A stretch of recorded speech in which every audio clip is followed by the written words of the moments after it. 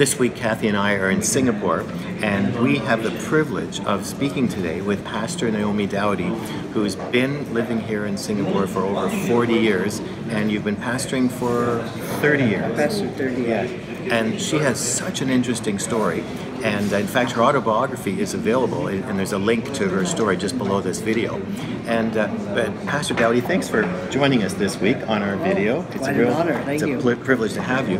And we're very interested in how did you first experience the call of God on your life into ministry? Tell us that story. It was so interesting. Well, I was actually very young. I had come to church, and I had asked the Lord into my heart. I'd been baptized, but I was sitting one night in the service, and we were singing an old hymn called "Let the Lord Lights Be Burning." Some of you may remember that.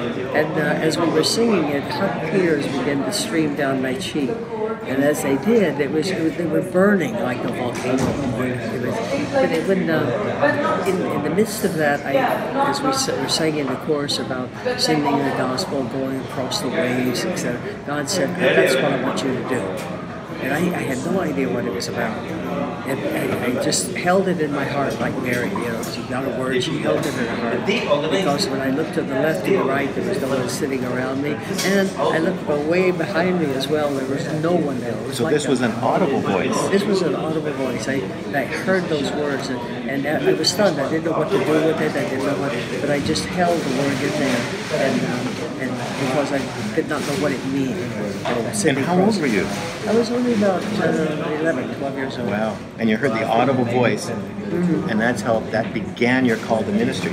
Yes, I didn't know it was a call to ministry. I just knew something about waves, something about going across the ocean, and but I had not heard the vocabulary of missionary or anything of that nature, or ministry or things of that. But some way these were all connected, but at that time I didn't know what it was about. And you told me another fascinating story of how God called you into pastoring, because you were an evangelist. Pastoring wasn't something that you had intended to do, and then you were here in Singapore. And how did God tell you it was time to move into pastoring?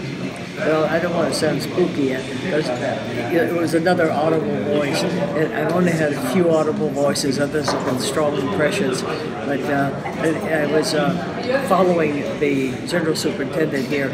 We were going down to immigration to find out why a missionary was suddenly being sent out of the country of Singapore. So as he was going up the steps first, and I was following him in the old building at that time, I said, "Hey, bro, what are we here for?" And he said, "Oh, I'm here to see if I can work out what's wrong, because one of our missionaries has been told they have to leave the country in 7 days." And as soon as he finished saying that, the Spirit of the Lord said, "And you're going to take the church." And I'm like, no, not me. I'm an evangelist. I'm not a pastor. I don't want to be a pastor. I'm not cut out to be a pastor. I don't want to look at the same faces 3 or 4 times a week. I'm out of here, But that was something that I could not shake. I knew God had said it.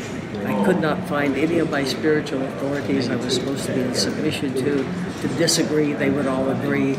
And so even though I was trying to squirm out, I say Jacob had nothing on me, Jonah had nothing on me.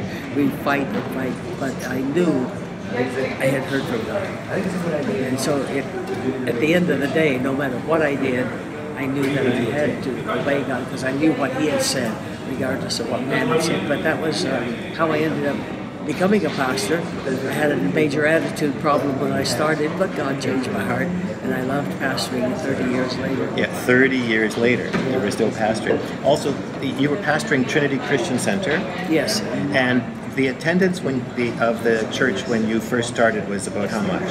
Well, we'd have 60, sometimes 80 or 90. So under 100? Under 100, yes. And then when you retired from pastoring in 2005, was it? 2000? Yeah, so I think 2005. So in 2005, when you retired from pastoring at Trinity, what was the attendance then? Well, between 25 and 3,000. It had begun to come down because we had run out of space. Yeah, around 4,000. We had been up to 4,000. Yes. But it was beginning to drop because, up and down, because no parking, no place for but that's a lot more than like 90. A few more. It had come some distance, considering that you really didn't want to pastor. God's a God of miracles. Don't ever say you don't want to do something, because look out, it's dangerous. Yeah, it's amazing. God has to change us so that we become like the clay on the potter's wheel. We can be moldable and reshaped into any vessel, and the shape of that vessel, the purpose of that vessel that He desires, and we have to be willing to allow that to happen to us. And you clearly have a gift of faith because of all there was so many miracles that have happened in your life and in your ministry.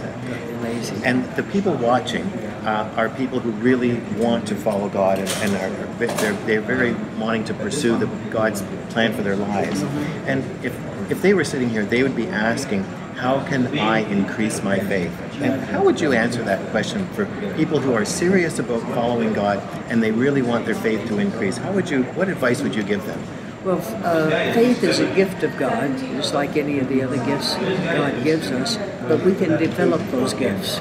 We can increase our sensitivity to hear the voice of God.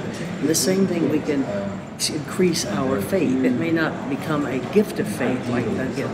Everyone should prophesy, but not everyone's a prophet. Everyone has a gift of faith, and not everyone it's been given faith by God, but not everyone has that gift. But if we want to increase our faith, it's by exercising it. By saying, God, I want to learn how to trust you. I want to walk with you. I want to hear your voice. And then when God asks us to do something incredible, search our heart, make sure I'm hearing God, not man or somebody else, but my own desire.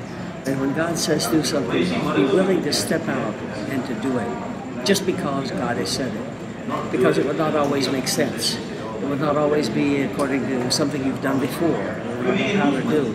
And so faith it's literally like Peter stepping out of the boat.